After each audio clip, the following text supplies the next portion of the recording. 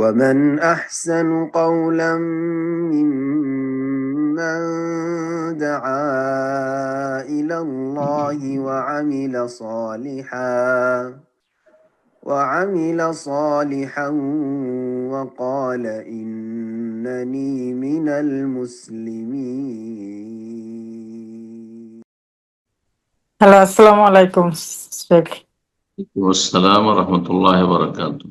শেখ, আমি আমেরিকা থেকে বলছি। আমার প্রশ্ন, শেখ, যদি কেউ হজের ক্ষেত্রে ওয়াজিব ভঙ্গ করে, জামারাতে 13 তারিখ পাথর মারার উদ্দেশ্যে যায়নি, সে 12 তারিখ রাত্রে চলে গিয়েছে কিংবা সন্ধ্যায় চলে গিয়েছে, কিন্তু কোনো এক কারণে আবার আসছে। তার নিয়ত ছিল 13 তারিখ পাথর মারবে না, কিন্তু আসে রাত্রে ছিল মিনায় থেকে, সে সকালে উঠে পাথর না মেরে চলে গিয়েছে।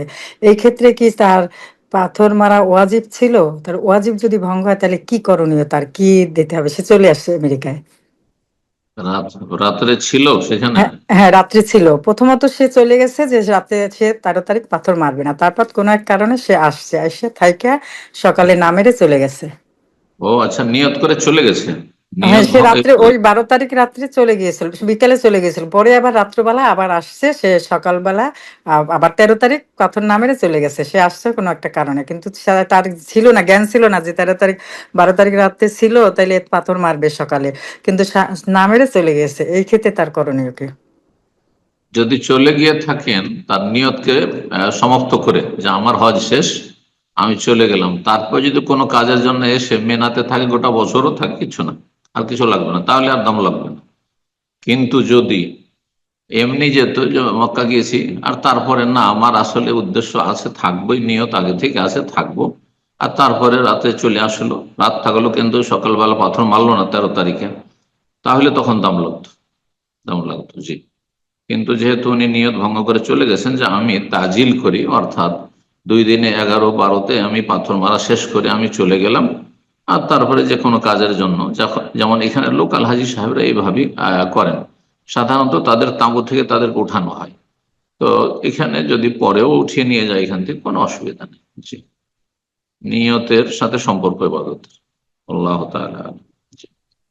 প্রশ্ন করবেন সেলিম ইকবাল। জি, আপনি প্রশ্ন করুন। আসসালামু আলাইকুম রহমতুল্লাহ। ওয়ালাইকুম আসসালাম ওয়া রাহমাতুল্লাহি ওয়া বারাকাতুহু। জি শেখ, আমার নাম সেলিম ইকবাল, আমি কানাডা থেকে বলছি। বলেন। শেখ, আমার প্রশ্নটা হচ্ছে ওই বারজাকের জীবনে যে রূহটা যখন বের হয়, তো সেখানে আম, আমি একটা হাদিসে পড়ছিলাম যে ইয়াতাখাব্বাতানি শাইতানু ইনদাল মাউতি।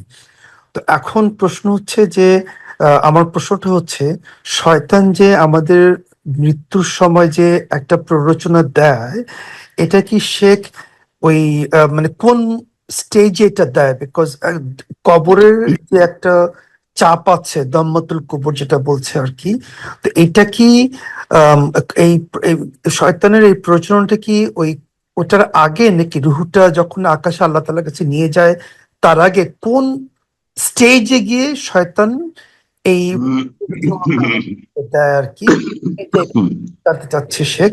আর চাপটা কোন সময় হয় আর কি, এইটাই আমার প্রশ্ন। জি, আসসালামু আলাইকুম। কিটা কোন সময় হয়? যে কবরের যে চাপটা, যে যে যে যে কবর, দাম্মাতুল কবর যেটা বলা হয় আর কি, যে আচ্ছা আচ্ছা। সেটা এইটা কি আপনার শয়তানের প্ররোচনাটা কি দাম্মাতুল কবরের? এনিওয়ে, মানে এই দুটা কোন অবস্থায় এটা হয়? রুহটা কি আসমানে চলে যাওয়ার আগে? শয়তানের প্ররোচনা মানে শয়তান বিভ্রান্ত করার চেষ্টা করে, যেমন সারা জীবন করে এসছে কিন্তু হয়তো করতে পারেনি, মৃত্যুর পূর্ব মুহূর্তে শয়তান বলতে থাকে মানে তো স্পষ্ট তো বলে না, কারণ আল ওয়াসওয়াস আল খান্নাস, আল্লাহ কোরআন বলেছে, আত্মগোপন করে থাকে। কোনদিন জিন শয়তান, ইবলিস শয়তানের যারা চেলা, সেনাবাহিনী, তারা সরাসরি মানুষ শয়তানের মতো কথা বলে না, কিন্তু মনের ভিতরে ওয়াসওয়াসা দিতে থাকে।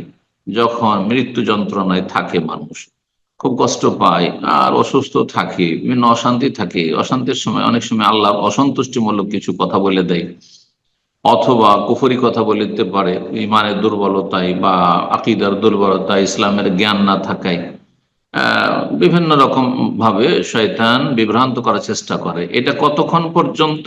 যতক্ষণ পর্যন্ত আখিরাতের বিষয়গুলোকে দেখে নেয়নি, অর্থাৎ মালাকুল মত এবং তার সাথী সঙ্গীদেরকে দেখে নেই।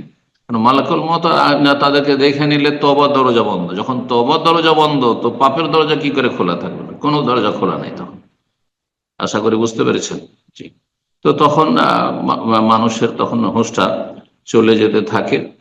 মালাকুল মতকে যখন দেখে নেয়, তখন এই দুনিয়ার সাথে আর কোনো সম্পর্ক তার থাকে না। জি। মৃত্যুর একেবারে পূর্ব মুহূর্তে যখন আখিরাতের বিষয়গুলি নিশ্চিত হয়ে যায় যে এখন আমার মরণ সামনে, মালাকুল মত এসে হাজির, সে দেখতে পাচ্ছে, বুঝতে পারছে, সেই সময় আর দুনিয়ার কোনো কিছু থাকে না তার। কারণ ওই সময় তওবার দরজাও বন্ধ হয়ে যায়, তেমনি শয়তানের গুমরাহির সুযোগও বন্ধ হয়ে যায়। তাহলে তার আগ পর্যন্ত চলতে থাকে। জি, এটা হচ্ছে উদ্দেশ্য। উদ্দেশ্য এটা নয় যে বেদাতি সুফিরা এই বিষয়টিকে অনেক বাড়াবাড়ি করে বর্ণনা করে, এমনটা বিষয় নয়। আসলে মানুষ যদি তৌহিদের উপর থাকে, সুন্নাহর উপর থাকে, ফরজ ওয়াজিব ঠিকভাবে আদায় করে, হারাম নাজায়েজ থেকে বেঁচে থাকে, আর তওবা ইস্তেগফার করতেই থাকে, এর মাধ্যমে নিজেকে আপডেট করতে থাকে, তো শয়তান যখন সুস্থ অবস্থায় সুযোগ পায়নি, আশা করা যায় শেষখানেও সুযোগ পাবে না ইনশাআল্লাহ। কিন্তু নিজের ইমানটা হইতে হবে দিনের জ্ঞান ভিত্তিক, এলেম ভিত্তিক, আমল তাকওয়া থাকতে হবে। জি, তাহলে শয়তান সুযোগ পাবে না। জি। আর যে বিষয়টি জিজ্ঞেস করেছেন যে কবরের চাপটা কখন হয়, কবরে যখন রেখে দেওয়া হয় আর তারপরে তখন চাপ হয়, সেটা মুনকার নাকির তো সাথে সাথেই চলে আসে। তাহলে মুনকার নাকির যখন সাথে সাথে চলে আসে, আল্লাহ তাআলা আলাম, তো তোমার মুনকার নাকির সওয়ালের পরে হয়, অথবা তার আগে হইতে পারে। হাদিসে এমন স্পষ্ট নেই যে মুনকার নাকিরের আগেই সে দম্মতন হয়, কিন্তু সবাইকে কবর চাপে। এখন কি জন্য চাপে, দেখেন কি জন্য চাপে, এটা একটি বিষয়। সাদ বিন মুআয রাদিয়াল্লাহু তাআলা আনহু, যিনি খন্দকের যুদ্ধে শহীদ হয়েছেন এবং তার মাধ্যমে বড় একটি আল্লাহ বিচার ফয়সালা নিয়েছেন, তার ফয়সালা মানতে ইহুদিরা রাজি হয়েছিল, কিন্তু রাসূলুল্লাহ ফয়সালা মানতে রাজি হয়নি। আসমান থেকে আল্লাহর যে চূড়ান্ত ফয়সালা, সেই ফয়সালাই সাদ বিন মুআয রাদিয়াল্লাহু তাআলা আনহুর জবান দিয়ে আল্লাহ করিয়েছিলেন, তার ক্ষেত্রেও নবী সাল্লাল্লাহু আলাইহি ওয়াসাল্লাম বলেছেন। তো এর মানে এই নয় যে তার কোনো পাপ ছিল, আর পাপ থাকলে সদস্য কবর চেপে ধরে। ওলামারা আর একটি কথাও বলেছে, সেটি হচ্ছে যে সবাইকে চেপে ধরে, কিন্তু আল্লাহ নেক বান্দাদেরকে মহব্বতের চাপে চেপে ধরে। যেমন কোন ব্যক্তিকে যখন খুব বেশি মানুষ ভালোবাসে, তখন এত আবেগী হয়ে যায় যে কোলাকুলি করতে গিয়ে, মানাকা করতে গিয়ে এমন ভাবে চেপে ধরে নেয় যে ছাড়তেই চাইবে। তো ওলামারা এই কথাটিও বলেছেন। সুতরাং এই বিষয়টিকে এমন করে দিলে হবে না একবারে যে নিশ্চিত বিষয় প্রত্যেক লোকের আযাব, না না, কবর আযাব ভালো মানুষকে, আল্লাহর নেক বান্দাদের কবর আযাব হবে না। জি। আর যদি সেটা শাস্তির চাপ দেওয়া হয়, চাপন হয়, তাহলে সেটি আযাব। জি। তো আশা করি বিষয়টিকে হালকাভাবে বোঝার চেষ্টা করবেন, যেভাবে ওলামায়ে কেরামগণ হাদিসগুলোর ভাষ্য করেছেন। যদিও কেউ বলেছেন যে কবর আযাব থেকে অধিকাংশ লোক মুক্ত নয়, কিন্তু কবর আযাব তো পাপের কারণে না হবে, গুনার কারণে হবে। গুনাহ যদি আপনি মুছে পরিষ্কার করে দিতে পারেন, প্রতিদিন গোসল করার মতো পরিষ্কার পরিচ্ছন্ন হয়ে থাকছেন যেমন, ঠিক তেমনি তওবা ইস্তিগফারের মাধ্যমে, আর আপনি প্রকাশ্য কাবিরা গুনাহে আপনি লিপ্ত হচ্ছেন না, আল্লাহর ফরজ ওয়াজিবকে নষ্টও করছেন না, তাহলে কিসের আপনার কাবিরা গুনাহ আছে? আল্লাহ যেন বুঝার তৌফিক দান করেন এবং আল্লাহর রহমতের আশাবাদী হওয়ার তৌফিক দান করেন, তার সাথে আল্লাহর ভয় ভীতিও রাখার তৌফিক দান করেন। বান্দা যেন এত ভীত সন্ত্রস্ত না হয়ে যায়, আল্লাহর রহমতে নিরাশ, এমনটাও যেন না হয়, আর এত বেশি আশাবাদী না হয়ে যায় যে পাপে লিপ্ত হয়ে যায়। এই জন্য আশা এবং ভয় ভীতি, আর রাজা ওয়াল খৌফ, দুটি হচ্ছে পাখির ডানার মতো একজন মুসলিমের। দুটোই যেন আল্লাহ রাব্বুল আলামিন আমাদেরকে দান করেন। বারাকাল্লাহু ফিক। এ পর্যায়ে প্রশ্ন করবেন মাহমুদা। জি, আপনি প্রশ্ন করুন। আসসালামু আলাইকুম রহমতুল্লাহ। সম্মানিত শায়েখ, আমি মাহমুদা আমেরিকা থেকে বলছি। জি, বলেন। জি শায়েখ, আমরা জানি যে ইবাদতের ক্ষেত্রে নিয়তটা খুবই গুরুত্বপূর্ণ, কিন্তু একটা স্পেসিফিক হাদিস যেটা বুখারীতে আসছে সেটা সম্পর্কে আমরা ওইভাবে জানতাম না। যেমন বলা হচ্ছে যে মুসলিম ব্যক্তি সওয়াব লাভের আশায় তার পরিবার পরিজনের জন্য যা কিছু খরচ করবে তার সবই তার সাদাকা হিসেবে গণ্য হবে। এখন যেহেতু আমাদের অজ্ঞতার কারণে এই জিনিসগুলো আমরা জানতাম না, এখন ছেলে মানুষ যারা পরিবারের পুরুষ সদস্য তারা সব রকমের ব্যয় বহন করে পরিবারের, বা ভাই বোনকে সাহায্য সহযোগিতা করে, বা আত্মীয় স্বজনকে সাহায্য সহযোগিতা করে, কারণ তারা সমস্যায় আছে, বা এটা আমাদের সমাজে একটা নিয়ম যে আমার আছে, আমি তাকে সাহায্য করব, কিন্তু হয়তো ওই নিয়তটা ছিল না যে আমি এর বদলে আল্লাহর থেকে সওয়াব লাভের আশা করতেছি, মানে স্পেসিফিকলি। বা মহিলারা সন্তান প্রতিপালন করে বাসায়, বা বাসা বাড়ি জি, জি। কাজকর্ম যতটুকু করে। তো এতদিন পরে যখন আমরা এগুলো জানলাম, তো সেই ক্ষেত্রে আমাদের 30, 40, 50, 60, 70 বছর যাদের, মানে এই যে আমাদের ব্যাকে যত কাজ হয়ে গেছে এগুলা এখন কি আমরা প্রতিদানে কি আশা করতে পারি, মানে এটার কি হিসেবে এটা কাউন্ট হবে আর কি, যদি বলতেন। জাযাকাল্লাহ খাইরান। বারাকাল্লাহু ফিক। গুরুত্বপূর্ণ প্রশ্ন। জি, দেখেন, যে কোনো ভালো কাজের ক্ষেত্রে রাসূলুল্লাহ সাল্লাল্লাহু আলাইহি ওয়াসাল্লাম বলেছেন ইহতিসাবের কথা। ইহতিসাব মানে নেকির আশা রাখা, নেকির আশা রাখা। যদি নেকির আশা না থাকে আর কল্যাণমূলক কাজ করে মানবতার কারণে, মায়া মমতার কারণে, বংশীয় সম্পর্কের কারণে, আহ, ইত্যাদি ইত্যাদি, তাহলে আসল যে কাজটি, ভালো কাজটি, সেটির সওয়াব পাবে, সর্বনিম্ন একটা সাদাকার সওয়াব পাবে। কিন্তু সাদাকার সওয়াব তো একটি স্তরে নেই। একটি সাদাকা 1 থেকে 10 হয়, 10 থেকে 100 হয়, 100 থেকে 700 হয়, 700-র পরে আল্লাহু ইউদাইফু লিমান ইয়াশা ওয়াল্লাহু ওয়াসিউন আলিম। আল্লাহ কোরআনে ইরশাদ করেছেন, তারপরে আল্লাহ বহুগুণে বর্ধিত করতে পারেন, এবং আল্লাহ হচ্ছেন প্রাচুর্যময়, আল্লাহ হচ্ছেন সর্বজ্ঞ। তো এই যে অতিরিক্ত নেকিগুলো হইতো, সেই নেকিগুলি কমে যাবে, সর্বনিম্ন সাদাকার নেকি পাবে। এখন কতটা পাবে, সবাই একই স্তরের নয়। কোন পরিস্থিতিতে খরচ করেছে, সংকটের সময় খরচ করেছে, নাকি অভাব ছিল না সেজন্য খরচ করেছে, তারপর খরচ করতে গিয়ে আবার অপচয় করে আরেক গুনাহ করেছে, নাকি না কৃপণতা অবলম্বন করেছে, আছে তারপরও কৃপণতা করেছে, মধ্যম পন্থা অবলম্বন করেছে কিনা, বিভিন্ন দিক রয়েছে এই সবগুলির।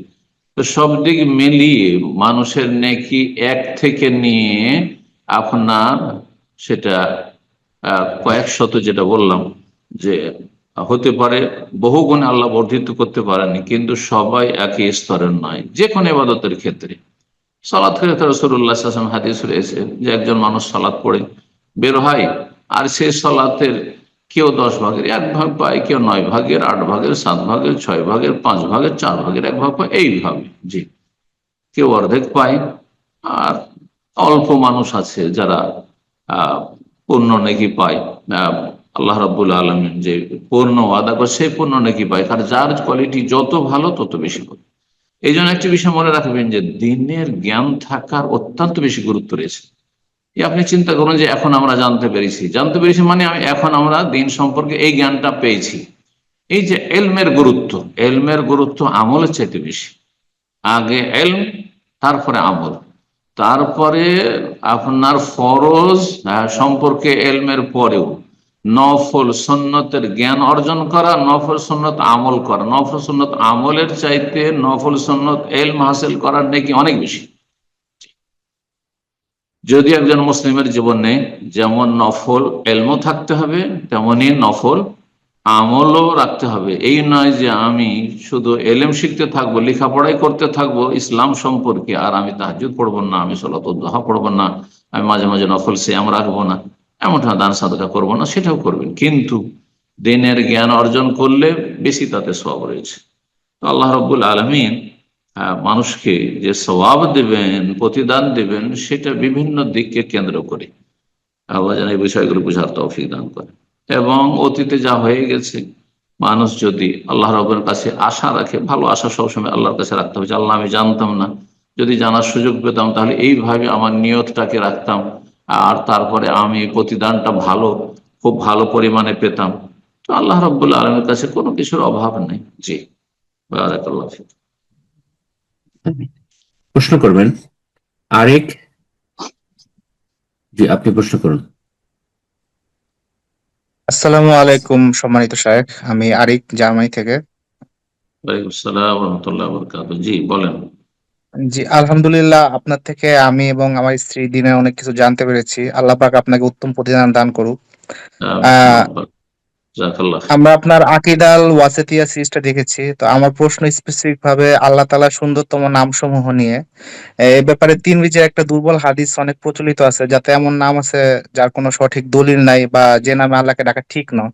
তো আমি এ ব্যাপারে ভালো বাংলা বইয়ের সন্ধান করতেছি এবং আপনার দিক নির্দেশনা চাচ্ছি। আর আমার একটা অনুরোধ থাকবে, আল্লাহ যদি আপনাকে তৌফিক দেন, আপনি এ ব্যাপারে যদি একটা সিরিজ করেন। জাযাকাল্লাহু খায়ের।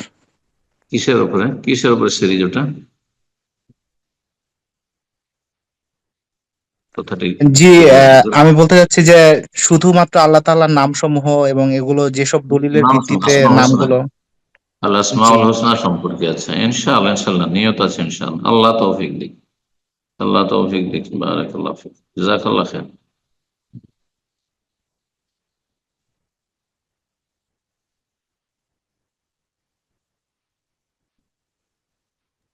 জি, অন্য কেউ? জি, জাজাকাল্লাহ খায়ের। এ পর্যায়ে প্রশ্ন করবেন কাজী ইভা। জি, আপনি প্রশ্ন করুন। আসসালামু আলাইকুম ওয়া রাহমাতুল্লাহি ওয়া বারাকাতুহু। সম্মানিত শাইখ, ওয়ালাইকুম আসসালাম ওয়া রাহমাতুল্লাহি ওয়া বারাকাতুহু। জি, আমি স্কটল্যান্ড ডান্ডি থেকে বলছিলাম। বলেন। আমাদের এখানে মসজিদে বাংলাদেশ এম্বাসি থেকে আহ, মানুষ আসবেন, যারা আর কি পাসপোর্টের সমস্যাগুলো সমাধানের জন্য আসবেন। তো এখানে নারী পুরুষ সব একত্রিত হবে। তো এটা কতটা জায়েজ মসজিদের মধ্যে এই কাজগুলো করা, বা এখানে যাওয়া কতটা জায়েজ হবে? মসজিদের ভিতরে ইয়া সি- এ, জি। না, মসজিদের ভিতরে এগুলো কাজ জায়েজ না। মসজিদকে ব্যবহার করবে পাসপোর্ট নেওয়া দেওয়া সম্পর্কে, অথবা পাসপোর্ট ডেলিভারি সম্পর্কে, অথবা পাসপোর্ট সাবমিট করার ক্ষেত্রে না, এগুলো জায়েজ না। এগুলো দুনিয়ার কাজ। মসজিদ সংলগ্নে করুক, কিন্তু কোনো একটা ছাউনি করে নেই, কোনো একটা কিছু করে নেই, মসজিদ সংলগ্নে করুক, সমস্যা নেই। যে অমুক মসজিদে ওখানে হবে, কিন্তু মসজিদের ভিতরে মসজিদকে ইউজ করবে না। মসজিদের আশেপাশে যে রুম থাকে সেগুলি ব্যবহার করুন। জি। জাজাকাল্লাহ খায়ের। প্রশ্ন করবেন শারিফ ইবনে আব্দুল ওয়াহিদ। জি, আপনি প্রশ্ন করুন। আসসালামু আলাইকুম ওয়া রাহমাতুল্লাহি ওয়া বারাকাতুহু। সম্মানিত শেখ, ওয়ালাইকুম আসসালাম রহমতুল্লাহ বরকাত। জি আমি বাংলাদেশ থেকে লালমনিরহাট জেলা থেকে বলছি শেখ। জি। আমার একটা প্রশ্ন হচ্ছে, এটা তো অনেক সাহাবী মহিলা এবং পুরুষরা তো প্রশ্ন করতে অনেক লজ্জাকর বিষয়ে প্রশ্ন করতেন। তো এই হুম, বিষয়ে আমার একটা প্রশ্ন হচ্ছে যে, মনে করুন আমি একজন ছেলে এখন বিবাহের জন্য পাত্রী দেখব, ঠিক আছে, হুম, বা বিবাহ ঠিক হয়েছে। এখন আমার ছোটবেলা থেকে কিন্তু মনে করেন কোনো মেয়ে ফ্রেন্ড ছিল না বা মেয়ের সাথে কথা বলিনি। এখন এমতো অবস্থায় একটা মেয়েকে আমি হঠাৎ প্রথম দিন বিবাহ করলাম। তো ওই দিনে মানে একটা নার্ভাস ফিল, বা অচেনা একটা মানুষের সাথে কিভাবে একটা কথা বলবে, তো এই বিষয়ে তো মনে করেন কারোর সাথে এইভাবে বলাটাও হয়নি আর কি। তো এটা, এই বিষয়টা আর কি কিভাবে কি করা যায়, সে এই বিষয়ে যদি জানাতেন আর কি, মানে কিছু উপদেশ যদি দিতেন আর কি। আদাব ও জাফাফ, ঘরের রাতের আদব বা বাসরের আদব, এই মর্মে আল্লামা শেখ নাসিরউদ্দিন আলবানী রাহিমাহুল্লাহর একটি কিতাব রয়েছে, বাংলায় অনুবাদ হয়েছে, ঢাকায় পাওয়া যায়। বইটি বিবাহ করার আগে যেসব ছেলে মেয়েরা বিয়ে বসতে যাচ্ছেন, বিয়ে করবেন, তারা পড়ে নেবেন ইনশাল্লাহ, তাতে পাবেন। জি। আর তার জন্য বিশাল কিছু ফর্মালিটি করতে হবে কোনো জরুরি নয়।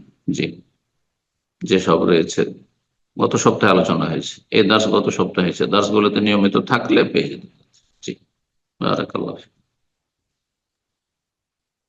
পর্যায়ে প্রশ্ন করবেন ফাহিম। আপনি প্রশ্ন করুন। আসসালামু আলাইকুম ওয়া রাহমাতুল্লাহি ওয়া বারাকাতুহু। ওয়ালাইকুম আসসালাম ওয়া রাহমাতুল্লাহি ওয়া বারাকাতুহু। জি। হুম, শেখ, আমি বাংলাদেশ নেত্রকোনা থেকে দেখছি।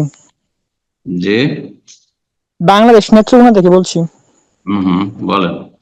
শেখ, আমার দুইটা প্রশ্ন, আমি কি ছোট ছোট দুইটা প্রশ্ন আমি কি করতে পারি? দেখি একটা শুনি। শেখ, আমরা অনেক সময় প্যান্ট বা ট্রাউজার পরি কিন্তু টাকনু নিচে চলে যায়, কিন্তু আমি সবসময় উপর দিয়ে বাজ করে রাখি। মানে সবগুলো তো কাটা সম্ভব না, কিন্তু উপর দিয়ে বাজ করে রাখি, তাহলে কি মাকরু হবে? না, ভাঁজ করে রাখা যায় না।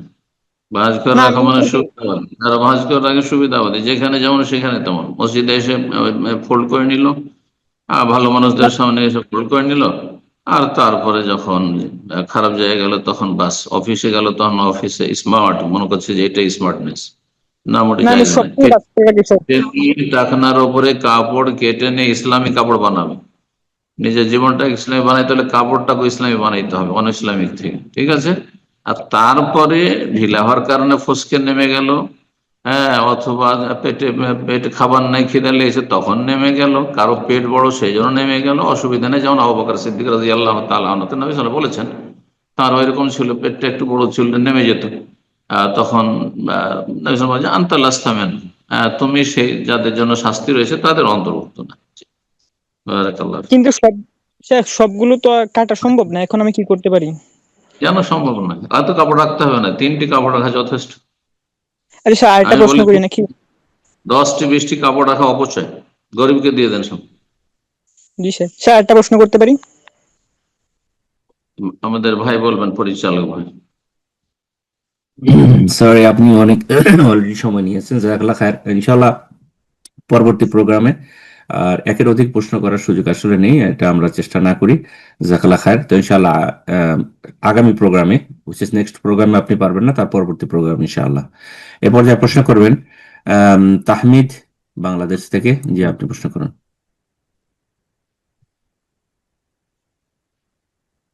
আসসালামু আলাইকুম। ওয়ালাইকুম আসসালাম ওয়া রাহমাতুল্লাহি ওয়া বারাকাতুহু। জি, শাইখ, আমি বাংলাদেশ রাজশাহী থেকে। বলেন প্রশ্ন। শাইখ, আমার একটা সমস্যা আছে যে মানে প্রসাব করার পরে দেখা যায় যে ফোঁটায় ফোঁটায় প্রসাব মানে পড়তেই থাকে, এবং এটা ওয়াসওয়াসা না, আমি বারবার চেক করে দেখেছি, প্রায় 15 থেকে 30 মিনিট পর্যন্ত এটা হয়। আর এজন্য চিকিৎসাও করেছি আমি, হোমিওপ্যাথি এলোপ্যাথি করে দেখেছি, কোনো তেমন একটা লাভ হয়নি। তো এখন আসলে মানে বাইরে থাকা অবস্থায়, কাজে থাকার সময় বা বাইরে যখন থাকি ওই সময় নামাজের সময় হয়ে যায়, তখন যদি টয়লেট ইউজ করি বা হলো জরুরত সম্পন্ন করি, তখনও তো এরকম সমস্যা হয়। তারপর দেখা যায় যে ফজরের নামাজের সময় এখন এই 15 বা 20 মিনিট সময় নেওয়ার জন্য ফজরের নামাজের পূর্বে কমপক্ষে আধা ঘন্টা আগে ঘুম থেকে উঠতে হয়, মাঝে মাঝে আধা ঘন্টা আগে ঘুম থেকে না উঠতে পারলে দেখা যাচ্ছে ফজরের জামাত কাজা হয়ে যাচ্ছে। তো মানে এই প্রশ্ন অবস্থায় প্রশ্ন এত লম্বা না, বলে প্রশ্ন বুঝে নিয়েছি। মানে এই অবস্থায় মানে আর কি করব, মানে এই অবস্থায় যে হুকুমটা কেমন কোনো, হবে? উত্তর হচ্ছে যে কোনো অবস্থায় সালাত আদায় করতে হবে, যে কোনো অবস্থায় সালাত আদায় করতে হবে। 15-20 মিনিট বসে থাকা দরকার নাই। ক্লিয়ার হচ্ছে না, প্রথম কথা চিকিৎসা করাতে হবে পারলে, আর যদি তাতে না ভালো হয় চিকিৎসার সাথে সাথে তাহলে 2 মিনিট 4 মিনিট একটু অপেক্ষা করবে পরিষ্কার ক্লিয়ার করার জন্য, যে পেশাবটা ক্লিয়ার হয়ে যাবে। তাতেও যদি না হয় তো আল্লাহ ধরবেন না। যে কোনো অবস্থায় বাড়িতে থাকলে যদি দেখা যায় নিশ্চিত আমার কাপড় খারাপ হয়ে গেল বেশি পরিমাণ, তাহলে কাপড় বদলে নেবেন। আর যদি সামান্য 1-1 ফোঁটা হয়তো সন্দেহ শুধু হচ্ছে, তাহলে পানি ছিটিয়ে নেবেন সন্দেহ অশ্বাসা দূর করার জন্য। সালাত আদায় করো। বাইরে থাকলে যে কোনো অবস্থা অক্ত পার হওয়ার আগেই সালাত পড়তে হবে। জি। আর 20 মিনিট করে বাথরুমে বসে থেকে ফজর ছাড়লে হবে না, এটা ওয়াসওয়াসা, এটা ওয়াসওয়াসার রোগ। এইভাবে ওয়াসওয়াসা তৈরি হয়। 2 মিনিট, 1 মিনিট, 3 মিনিট এইরকম একটু চেষ্টা করবে ক্লিয়ার করে নেওয়ার, বাস, এর বেশি না। এর বেশি গেলে ওয়াসওয়াসা শুরু হয়ে যাবে। জি, আল্লাহ হেফাজত করুন। প্রশ্ন করবেন রুহুল আমিন তাপাদার। আপনি প্রশ্ন করুন। আসসালামু আলাইকুম রহমতুল্লাহি বারাকাতুহ। ওয়ালাইকুম আসসালাম ওয়া রাহমাতুল্লাহি ওয়া বারাকাতুহু। জি, শায়েখ, আমি রুহুল আমিন আয়ারল্যান্ড থেকে বলছিলাম। মাশাআল্লাহ, বলেন। শায়েখ, আমার প্রশ্ন হচ্ছে আজকের এই মানে যাদের যাদের কাছে মানে মুনাফিকের চরিত্র বা মুনাফিকের মানে যার মানে আচরণ যাদের মধ্যে আছে, অনেক মুসলিম আমাদের পরিচিত বা আত্মীয় স্বজন, এদের সাথে আমাদের আচরণটা কেমন হবে? একই সাথে আমাদের আত্মীয় স্বজন অনেকেই নিকটাত্মীয় যারা চরম বিদাতের মধ্যে আছে, বিদাতি কার্যকলাপে মানে ওরা ডুবিয়ে আছে। তো এখানে আমাদের মানে কিছু বলতে গেলে অনেক কটূক্তি বা অনেক ওরা আমাদের ইগনোর করে। তো এই ক্ষেত্রে ওদের সাথে আমাদের আমার বা আমাদের আচরণটা কেমন হবে শায়েখ? তাদেরকে প্রভাবিত করবেন, প্রভাবিত হবেন না।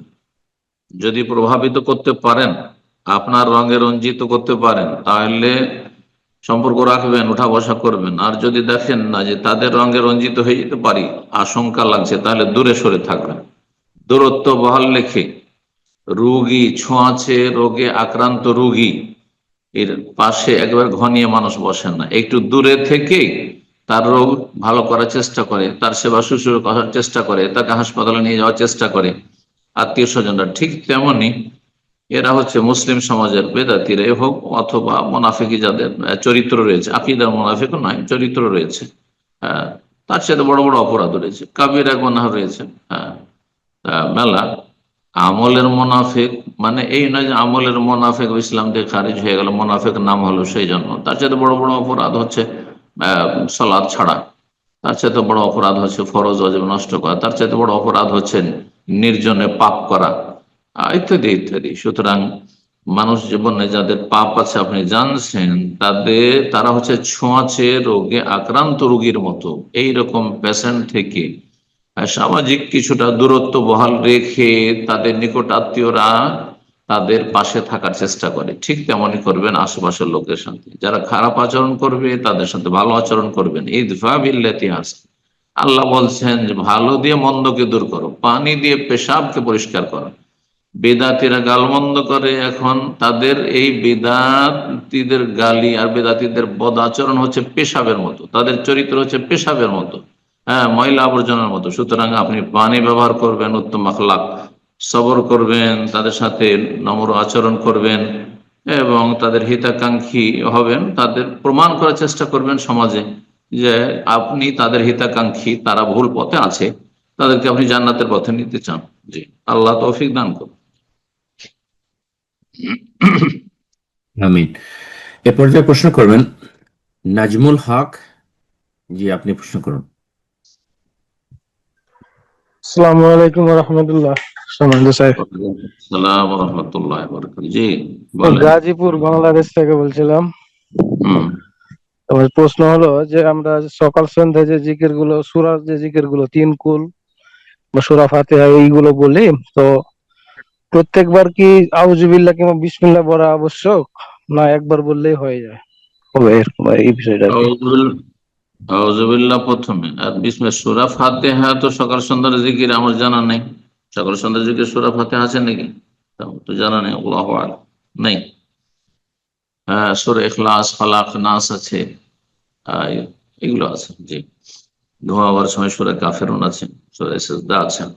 যাই হোক, যেসব জিকির পড়বেন আপনি আন্দাজের উপর পড়বেন না, শুনে শুনে শুধু পড়বেন না, বরং একটু এ সম্পর্কে জ্ঞান অর্জন করে শিখে, ভালো যেগুলো অথেন্টিক নির্ভরযোগ্য বই, ভালো আলেমদের, সেগুলি থেকে অথবা তাদের আলোচনা থেকে আপনি শিখবেন।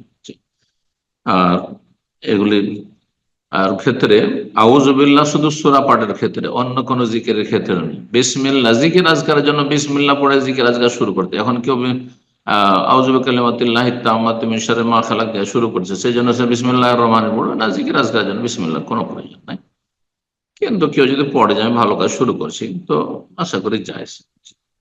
সূরার আগে আউযু বিল্লাহ বলা, বিসমিল্লাহ বলা সুন্নাত, ফরজ নয়, এটাও মনে রাখেন। সূরার আগে আউযুবিল্লাহ বিসমিল্লাহ বলা সুন্নাত। একমাত্র সূরা ফাতিহার ক্ষেত্রে ইখতিলাফ রয়েছে। সূরা ফাতিহার অংশ যারা বলেছেন বিসমিল্লাহির রহমানির রহিমকে, এবং সেটি প্রথম আয়াত বলেছেন, তারাই শুধু বিসমিল্লাহ বলা ফরজ বলছেন, সেটাও সালাতের ভিতরে। জি, আল্লাহু আ'লাম।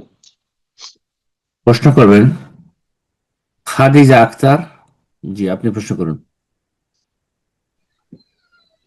আসসালামু আলাইকুম শাইখ, আমি বাংলাদেশ কুমিল্লা থেকে। ওয়ালাইকুম আসসালাম ওয়া রাহমাতুল্লাহি ওয়া বারাকাতুহু। বলেন। জি শাইখ, আমার প্রশ্ন হলো, আমার বাবার বাড়ি মানে কোনো দিনী পরিবেশ নেই, আমার শ্বশুর বাড়িতে কোনো দিনী পরিবেশ নেই। আপনার মানে দিনের পথে মোটামুটি কেউই চলে না, এরকম একটা পরিবেশ। তো আমরা এতদিন পর্যন্ত আপনার অজ্ঞতার ভিতরে ডুবেছিলাম। তো এখন মনে হয় আল্লাহ পাক আমাকে হেদায়েতের পথে ডাকতেছে, এরকম মনে হয় নিজের কাছে। তো এখন শাইখ মানে আমি আমার ছেলে মেয়ে, 3জন ছেলে মেয়ে ছোট ছোট, তো ওদেরকে চাচ্ছি দিনদার হিসেবে গড়ে তোলার জন্য, আর নিজের দিনের পথে চলার জন্য, নিজের ফ্যামিলিটাকেও একটা দিন দিনী পরিবেশ গড়ে তোলার জন্য। তো শাইখ এইখানে সবচেয়ে বড় সমস্যা হচ্ছে মানে আমার স্বামী কোনোভাবে আমাকে আমাকে দিনের পথে চলতে মানে আপনার বাধাগ্রস্ত করতেছে। আমার ছেলে মেয়ে দিনদার হিসেবে গড়ে তুলতে মানে আপনাকে কোনো সাহায্য করতেছে না। উনি যে একটা কর্তা, পরিবারের মানে কর্তৃত্ব করবে, মানে উনি কোনো বাচ্চাদের কোনো শাসনই করে না। বাচ্চাদের আপনার মানে অন্যায়গুলো উনি সবসময় প্রশ্রয় দেয়। উনি বাচ্চাদের কখনো কোনো দিনের ইলমের কোনো শিক্ষা তো দেয়নি। আমি দিলে এগুলো তো উনি আমাকে গালিগালাজ করে। আল্লাহ হেদায়েত এখন করুন, হেদায়েত এখন করুন। শেখ আমার হলো, আমি এই পরিবেশে আমি কিভাবে মানে নিজেই কিভাবে মানে আপনার শরীয়ত মোতাবেক চলবো আর নিজের ছেলে মেয়েদের কিভাবে দিনদার হিসেবে গড়ে তুলবো, শেখ আমার প্রশ্ন হলো এটা। জাযাকাল্লাহ খাইর। আল্লাহ সহজ করুক আপনার জন্য। ইয়া আইয়ুহাল্লাযীনা আমানু কু আনফুসাকুম ওয়া আহলিকুম নারা। হে ইমানদারগণ, তোমরা নিজেকে আগে জাহান্নামে আগুন থেকে রক্ষা করো, তারপর নিজের পরিবার, স্বামী, মহিলার ক্ষেত্রে আহ ছেলে মেয়েরা, তারপরে বাপ মা, শ্বশুর বাড়িতে থাকলে তাদের পরিবারের লোক, তারপরে তাদের চেষ্টা করবে তাদেরকেও জাহান্নাম থেকে উদ্ধার করার। তারা ভুল পথে আছে, দিনের কোনো পরিবেশ নেই, ফরজ ওয়াজিবের হেফাজত নেই, হারাম নাজায়েজ চলছে প্রকাশ্যে, যেখানে সেই সব খারাপ পরিবেশ থেকে আল্লাহ মুসলিম ভাই বোন ভালো মানুষদের আল্লাহ হেফাজত করুন এবং খারাপদেরকে আল্লাহ হেদায়েত দান করুন, তাদের অনিষ্ট থেকে রক্ষা করুন, তাদের কারণে যেন আল্লাহ আমাদেরকে পকড়াও না করেন।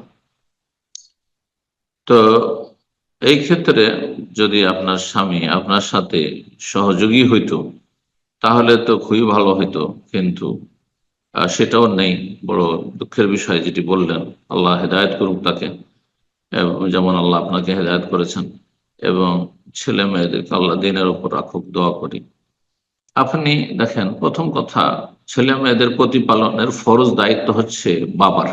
1 নম্বরে বাবাকে আল্লাহ জিজ্ঞেস করবেন। মেয়েদের যতটা ক্ষমতা রয়েছে, সীমিত ক্ষমতা বাড়িতে ছেলে মেয়েদের ইসলামী পরিচর্যার, ইসলামী তরবিয়তের, আর তাদের যতটা শেখাতে পারবে, দেখাশোনা যতটা করতে পারবে ততটা চেষ্টা করে যাবে। কিন্তু আসল জবাবদেহিতা রবের সামনে করতে হবে বাড়ির পুরুষ ব্যক্তিকে। সুতরাং আল্লাহ যেন তাকে হেদায়েত দান করে। আপনি যতটা পারছেন আপনি আপনার ছেলে মেয়েগুলোকে ইসলামের মানুষ করার চেষ্টা করেন, রবের কাছে দোয়া করেন আপনার স্বামীর হেদায়েতের জন্য, এবং ছেলে মেয়েদের তরবিয়ত যেন সহজ হয় দোয়া করেন। ইব্রাহিম আলাইহিস সালামের দোয়াগুলি করেন যে আল্লাহ আমাকে আমার ছেলে মেয়েদেরকে শিরক থেকে রক্ষা করো, আমাকে আমার ছেলে মেয়েদেরকে নামাজি বানিয়ে রাখো। এই দোয়াগুলি করেন। আল্লাহ রাব্বুল আলামিন দোয়া শুনবেন মুমিন বান্দার ইখলাসের সাথে করলে। যে সময়গুলি দোয়া কবুল হয় সেই সময়গুলি দোয়া করেন, এই পরামর্শ দেব। আল্লাহ যেন সহজ করেন। আর যদি স্বামী আপনার সাথে একমত হয়, দেখেন যে আপনার বাবার বাড়িতে ইসলামের পরিবেশ নাই, ইসলাম বিরোধী পরিবেশ, শ্বশুর বাড়িতে এরকম অবস্থা, তাহলে এই দুই খারাপ পরিবেশ থেকে ভিন্ন জায়গায়, ভালো জায়গায় থাকার চেষ্টা করবেন পরিবার নিয়ে। এটা হচ্ছে সমাধান, যদি সম্ভব হয়। আল্লাহর কাছে তার জন্য দোয়া করুন, আল্লাহ সহজ করুন। আমিন। এরপর যা প্রশ্ন করবেন কামরুজ্জামান, যে আপনি প্রশ্ন করুন।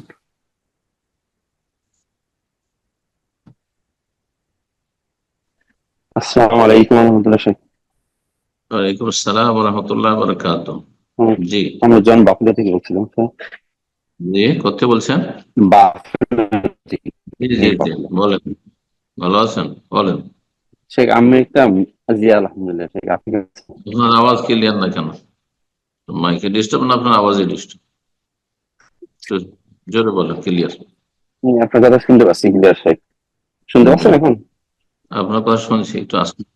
শেখ আমি আমি একটা মাসলা জানতে চাচ্ছিলাম যে আমরা যখন এখানে থাকি, এখানকার আমাদের এক মুফতি সাহেব, আমাদের এক ভাই কদিন আগে আলাপ করতেছিল, ফতোয়া দিয়েছিল যে হয়তো কোথাও কিছু পড়ে ফেললাম, কামরুজ্জামান ভাই, আপনারা যদি টাকা মাইক্রোফোনটা চেক করুন, অথবা নেটওয়ার্ক প্রবলেম হচ্ছে, আপনার কথাগুলো অস্পষ্ট ভেঙে ভেঙে যাচ্ছে। তা আপনি মাইকটা চেক করুন অথবা নেটওয়ার্কটা চেক করে কথা বলুন ইনশাআল্লাহ। জি।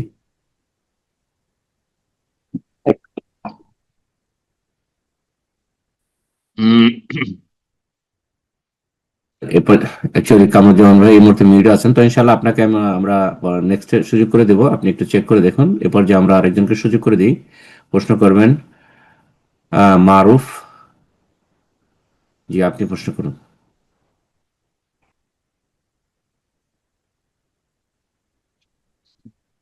মারুফ। জি, আপনার ফোনটা আনমিউট করে নিন, প্রশ্ন করুন। জি, আসসালামু আলাইকুম। ওয়ালাইকুম আসসালাম ওয়া রাহমাতুল্লাহি ওয়া বারাকাতুহু। শেখ কেমন আছেন?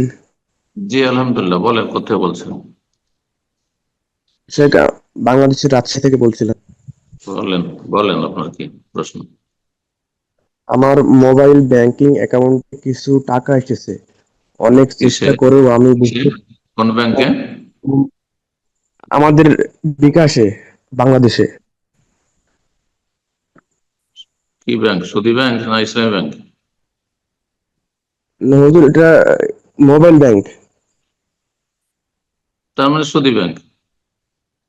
জি, মানে আপনি অনেক বিষয়টা কি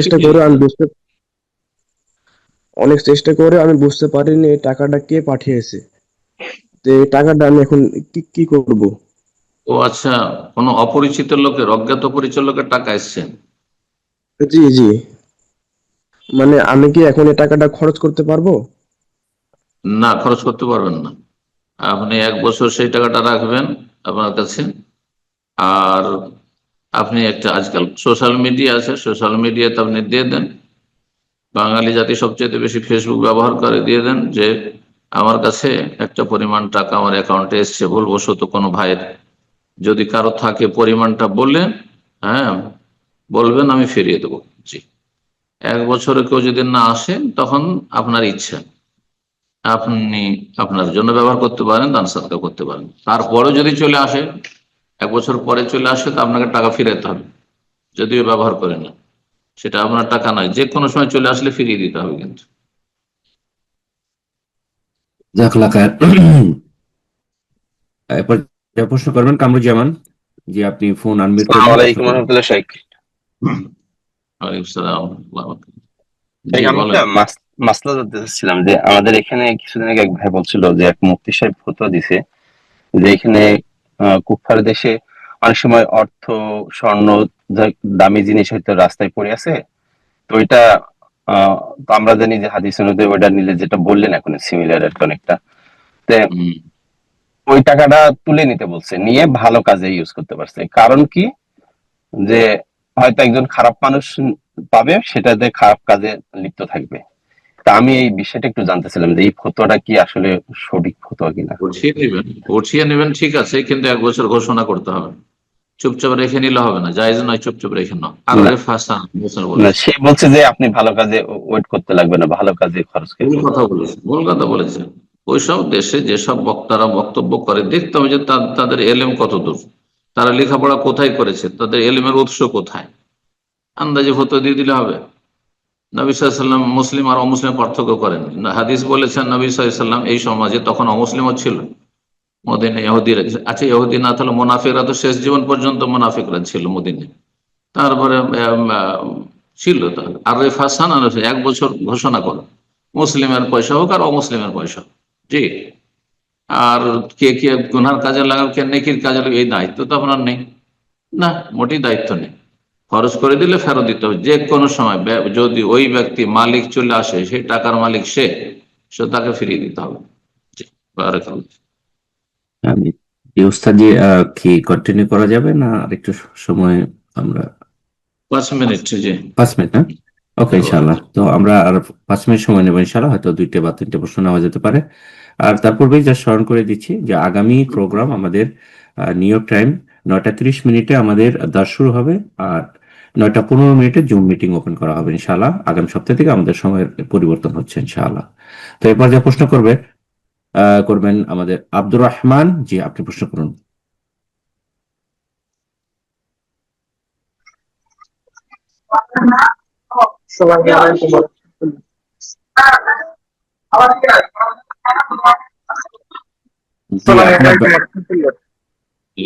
রহমতুল্লাহ। বাংলাদেশ পটুয়াখালী থেকে বলছি। শোনা যাচ্ছে না, ডিস্টার্ব আওয়াজ। আমি যেখানে কন্টিনিউ নামাজ পড়ি, আমাদের এখানে আশেপাশে 5টা মসজিদ, কিছুই বোঝা যাচ্ছে 2টা না। মসজিদের আব্দুর রহমান ব্রাদার, আপনার কথা ক্লিয়ার বোঝা আমাদের যাচ্ছে এখানে না। আশেপাশে আমাদের এখানে 5টা মসজিদ। তো দুইটা মসজিদের ইমামের আকীদা হচ্ছে তারা খুতবায় বলে, তারপর মুনাজাতে বলে যে তাদের আকীদা ওই আল্লাহর কুদরতি হাতে বিশ্বাসী, কুদরতি পায়ে সিজদা দেয়, এরকম কথা বলে। আর তাদের পিছনে সালাত পড়া জায়েজ নাই। আল্লাহর হাতকে যারা কুদরতি হাত বলে, হ্যাঁ, আল্লাহর চোখকে রক্ষণাবেক্ষণ বলে, তারা হচ্ছে আশআরি মাতুরিদি গোমরাহ পথভ্রষ্ট, তাদের পিছনে সালাত পড়া জায়েজ না। জি, আহলে বিদআত। তাহলে যে আমাদের পাশে মানে আর দুইটা মসজিদ আছে, তারা আসলে কোরআন তেলাওয়াত করে কিছুটা বাংলাদেশের যে জারি গান বলে ওই টাইপের আর কি তেলাওয়াত করে কোরআনের সুরে। এখন আসলে তাহলে তো কোরআন তেলাওয়াত কোন ভাবে করে সে গুনাহগার, কিন্তু আপনার নামাজ হয়ে যাবে। জি, বেদাতি তো নয়, বড় বেদাতি নয়। আর এই বড় বেদাতি যে বলছে আল্লাহ কুদরতি পা, আল্লাহ কুদরতি হাত। জাযাকাল্লাহ খায়ের। জি উস্তাদ, জি জি, কন্টিনিউ করবো না, আপনি শেষ করছেন? একটা প্রশ্ন জি জি, ইনশাআল্লাহ। তো আজকের প্রোগ্রামের সর্বশেষ প্রশ্ন হচ্ছে ইনশাআল্লাহ, এর মাধ্যমে আজকে আমরা শেষ করব। প্রশ্ন করবেন সুমাইয়া বাংলাদেশ থেকে। জি, আপনি প্রশ্ন করুন। আসসালামু আলাইকুম ওয়া রাহমাতুল্লাহি ওয়া বারাকাতুহু। শেখ, ওয়ালাইকুম আসসালাম ওয়া রাহমাতুল্লাহি ওয়া বারাকাতুহু। আমার প্রশ্ন হচ্ছে জোহরের নামাজে যদি আমরা আউয়াল ওয়াক্তে ফরজটা পড়ে নেই, তারপরে কি সুন্নত গুলা পড়তে পারবো ওয়াক্তের আগে? মানে আমরা পরিবারের কাজ শেষ করে, যেমন রান্না বান্নার সময়, তখন যদি রান্না বান্না শেষ করে পরে সুন্নতটা পড়ে নেই, তাহলে কি জায়েজ হবে? জোহরের কি প্রশ্নটি? জোহরের আউয়াল ওয়াক্তে যদি ফরজ নামাজটা পড়ে নেই, তারপরে যদি সুন্নত পড়ি মানে ওয়াক্তের শেষে, তাহলে কি পারবো? আগের সনদগুলিও জি। জায়েজ আছে, কিন্তু উত্তম হচ্ছে যে কমপক্ষে 2 রাকাত, যেটা আব্দুল্লাহ বিন ওমর রাদিয়াল্লাহু তাআলা আনহুর হাদিসে সহিহ বুখারী 2 রাকাতের হাদিস আছে। শুধু 4 রাকাতটা আমাদের দেশের মানুষের আমল করে, উম্মে হাবিবা রাদিয়াল্লাহু তাআলার হাদিস, কিন্তু 2 রাকাতের হাদিস আমল করে না। 2 রাকাত সুন্নত পড়ে নেন, কয় মিনিট লাগবে? 4 মিনিট। আর তারপরে সংক্ষেপে পড়লেন, আর তারপরে ফরজটা পড়ে নেন, আর বাকি সুন্নতগুলি যখন পারবেন, ফ্রি হবেন, তখন পড়েন।